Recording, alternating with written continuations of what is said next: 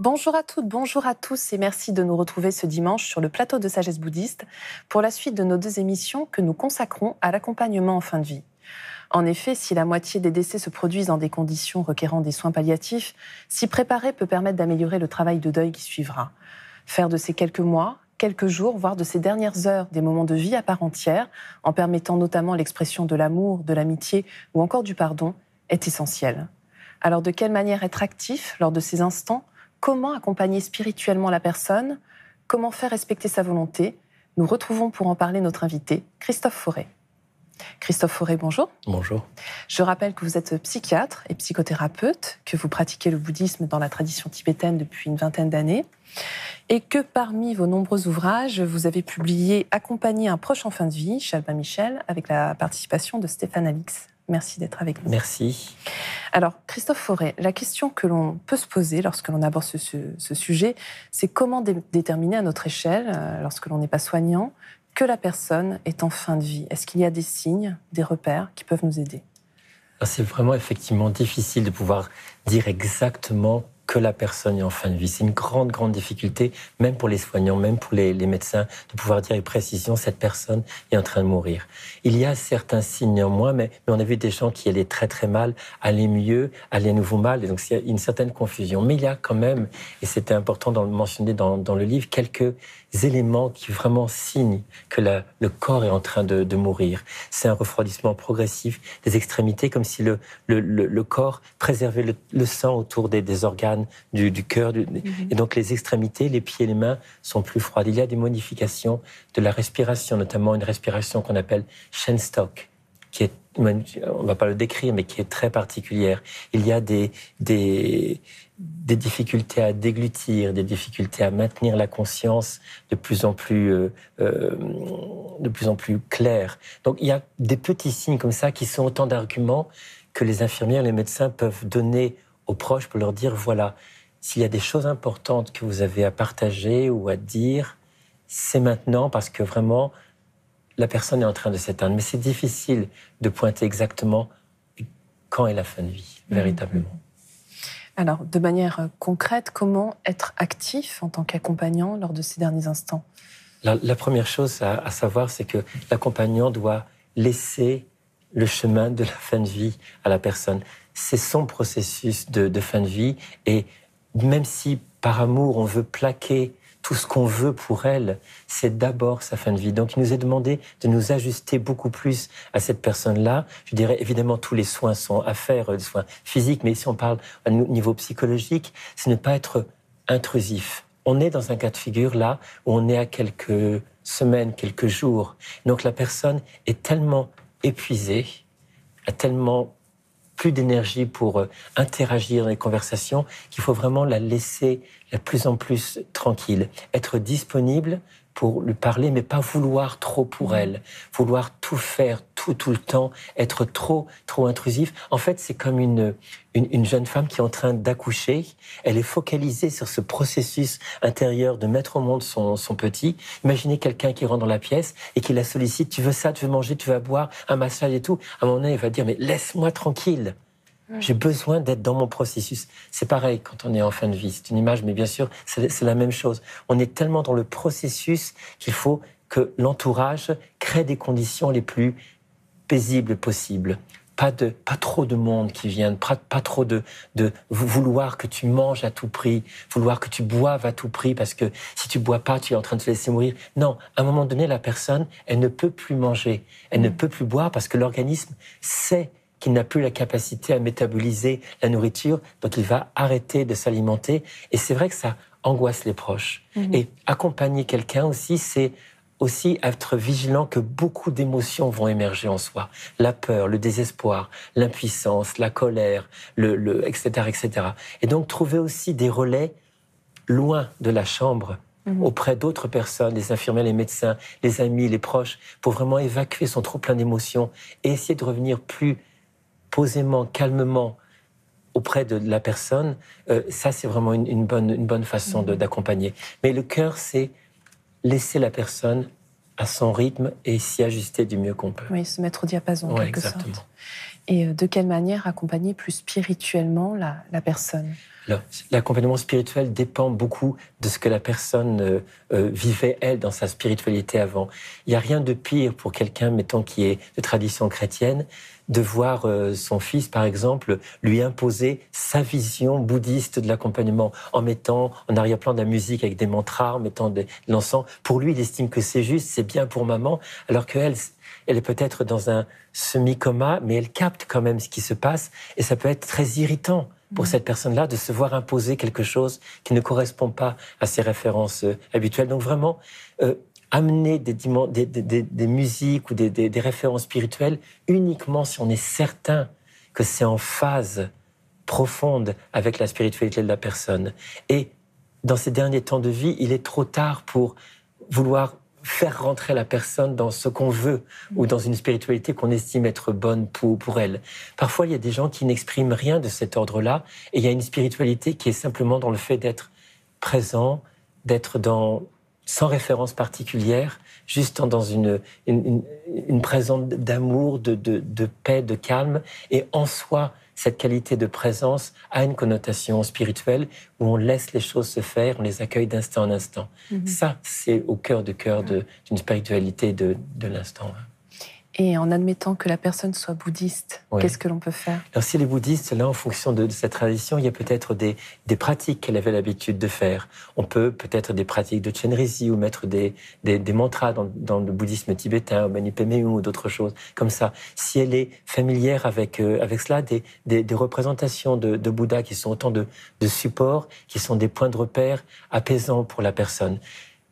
Le plus simple, c'est aller puiser dans ce qu'elle connaît et lui proposer, pas lui imposer, mais lui proposer. Ça peut être lire certains passages du livre des morts tibétains, des passages qu'elle a déjà lus, qu'elle connaît. Rien de nouveau, c'est ça qui est important, parce qu'elle n'a plus la capacité d'intégrer de nouvelles informations, mais au contraire de retrouver des points de repère qui sont autant de choses apaisantes dans son existence. Alors, dans votre livre, il y a un passage que je trouve vraiment très important, très enrichissant pour nous. C'est les choses à dire, en fait, à la personne qui part. Vous en relevez 4, je crois, vous pouvez nous le rappeler. La façon de dire au revoir, les gens disent, mais comment on dit au revoir? Si on pouvait après chacun le dire avec ses mots, mais il y a 4 points de choses. C'est évident, mais on ne pense pas forcément. C'est dire son amour, je t'aime. C'est tout simple, mais parfois, ça ne sort pas. Dire je t'aime. Combien j'ai de l'affection, de l'amour pour toi. Et des fois, on n'arrive pas à le dire, ça peut se mettre dans une étreinte, quelque chose de très affectueux. Le deuxième est important, c'est merci. Exprimer sa gratitude. Merci pour la personne que je suis devenue par le fait d'avoir été aimé par toi. Merci pour tout ce que j'ai appris de toi. Merci. Et c'est une façon de dire à la personne, ton passage sur cette terre a fait une différence dans l'existence, dans mon existence, peut-être dans l'existence de plein de gens. Le troisième, c'est j'ai conscience de ce qui se passe. Je sais que tu es en train de partir et c'est OK pour moi. Ne t'inquiète pas. Vas-y, ne reste pas pour moi. Parce qu'on voit parfois des personnes qui sont tellement inquiètes de laisser leurs proches qu'ils n'arrivent pas à mourir, entre guillemets, et qui restent. Mais pourquoi ils ne partent pas en paix? Parce que les proches sont là, ne meurs pas. C'est dire, vas-y, tu peux partir en paix. Et un qui est important aussi, c'est de dire, après, t'inquiète pas pour nous après, ça va aller. Rassurer. Je vais m'occuper de nos enfants. Je vais m'occuper de papa ou de maman. Tu peux aller tranquillement. En fait, c'est des choses très simples, mais qui créent de la sécurité, qui créent de la paix, qui permettent de rassurer la personne qui s'en va que ça va bien aller. Je t'aime, merci, tu peux y aller. Ça va aller pour moi après.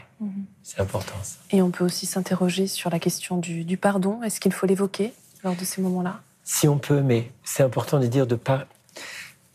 Et conscience que la personne, elle est parfois tellement épuisée ou dans un semi-coma, elle entend quand même, on sait que les personnes entendent, mais il ne faut pas dire des paroles sujet à controverse. Elle ne peut pas répondre. On ne va pas lui dire « Ah maman, tu m'as fait beaucoup de mal, mais je te pardonne ». Maman est là peut-être, elle entend mais ne peut pas réagir, elle dit « Mais non mon chéri, j'ai jamais voulu te faire du mal. Mais pourquoi tu me dis que je t'ai fait du mal ?» Donc évitez ces paroles-là. Si on sent que c'est pas juste, ne pas le faire et rester que dans des paroles de paix, ou alors peut-être « pardonne-moi si je t'ai fait du mal », mais pas « je te pardonne », qui laisse supposer que la personne a fait du mal. Mais enfin, chacun est à sa manière, mais le pardon est quelque chose qui peut effectivement être très apaisant. Tout est pardonné, papa, tout est pardonné, maman. Tout est OK maintenant pour moi. Vraiment, on a un lien, et ce lien, vraiment, emporte-le avec toi en paix. C'est des choses comme ça et c'est hyper important. Bien sûr. Alors, vous venez d'évoquer ce cas. Comment faire lorsque les mots ne sont plus possibles? Quelle place occupe le silence alors? Ouais. Déjà, il faut savoir qu'on sait que les personnes, on a de fortes suspicions du moins, que les personnes continuent à entendre. Mais une fois qu'on a dit tous ces mots, on n'a peut-être plus grand-chose d'autre à dire. Et le silence est parfois la meilleure réponse à « qu'est-ce que je dois faire ?» Et se poser tranquillement, en caressant la main, mais pas en étant trop intrusif.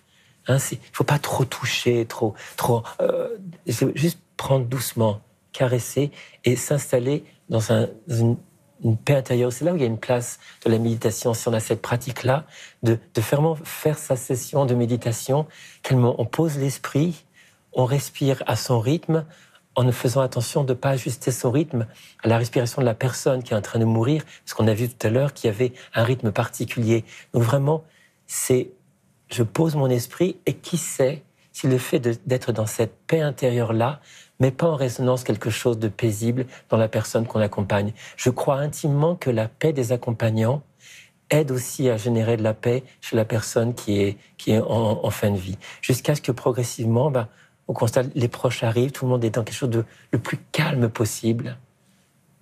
Et on laisse les choses se poser. Et on constate après que la personne qu'on aime, elle est partie. Et dans l'approche bouddhiste tibétaine, dans le livre des morts tibétains, il est conseillé de ne crier pas, ne hurlez pas, laissez les choses se passer. D'une certaine façon, tout va bien. C'est juste normal. C'est juste ce qui doit se passer. Et notre rôle, c'est de vraiment faciliter ce passage vers quelque chose qu'on ignore, mais dont on a peut-être l'intuition, mais qui est vraiment qui se nourrit du silence qu'on va poser. Ou si le silence est trop difficile et qu'on a besoin de dire encore des choses, les murmurer à l'oreille, mais pas parler fort. Souvent, on entend des proches qui parlent fort. Non, il n'y a pas besoin de parler fort. On murmure à l'oreille ces paroles d'amour, de gratitude, de pardon, de sécurité. Et là, je pense qu'on est au plus juste de ce qu'on peut faire pour clore la relation, clore le lien.